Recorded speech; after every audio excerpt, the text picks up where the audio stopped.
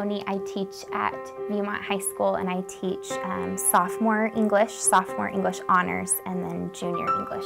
My day was awesome. I got there at 6:45. I usually get at the school sometime between 6:45 and 7. Most teachers would agree you're multitasking and answering emails and then greeting students.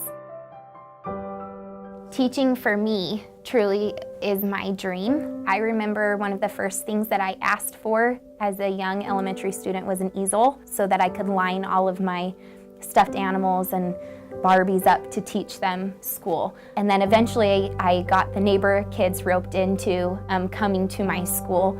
And I'm probably one of the only elementary students who was trying to assign homework. I remember in 4th grade, I wrote a reflections essay. When I was preparing for that essay, it was inspired largely because of some criticism that I had received from some family members who I adore.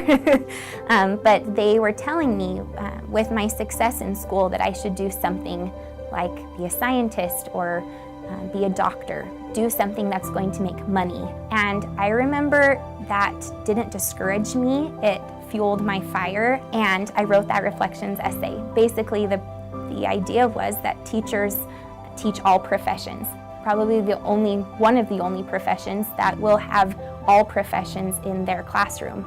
I remember Principal Scott Tennis, he's retired now. He was at Viewmont when I was a senior, and I told him I wanted to be a teacher, and I wanted to be a high school teacher, and he said that if I came back, that he would hire me. That classroom that I'm in right now is nostalgic for me because it's the same classroom that I was in as a senior when I decided I wanted to truly pursue English education. I remember my first year, I had a student, ESL student, spoke very little English. I was determined to help this student of mine learn as much as she could in my class, and I got the books in Spanish for her, and we worked and worked.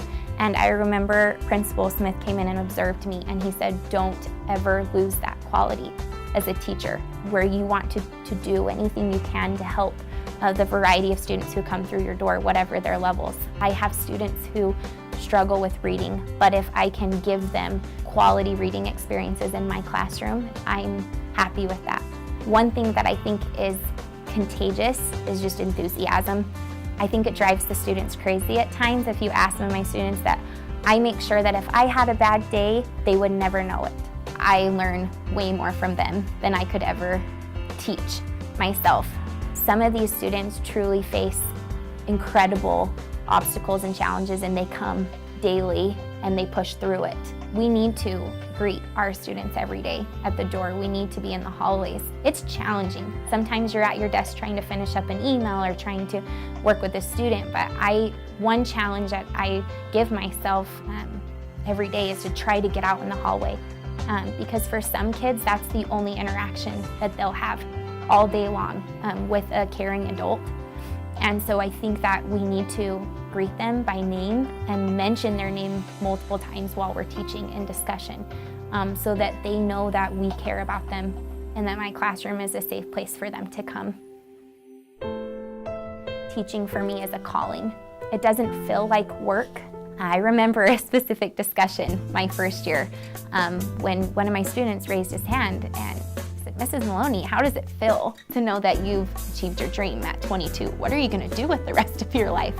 One thing that I've learned is that if you are satisfied with who you are as a teacher, you might not be doing it correctly. I don't know, that might come across as bold, but for me, it's never good enough. And the good news is, the exciting news is you always have the next day. I hope to be a better teacher than I am now when I'm teaching in 5 years, and then better than that in 5 more years. And it is everything I want it to be.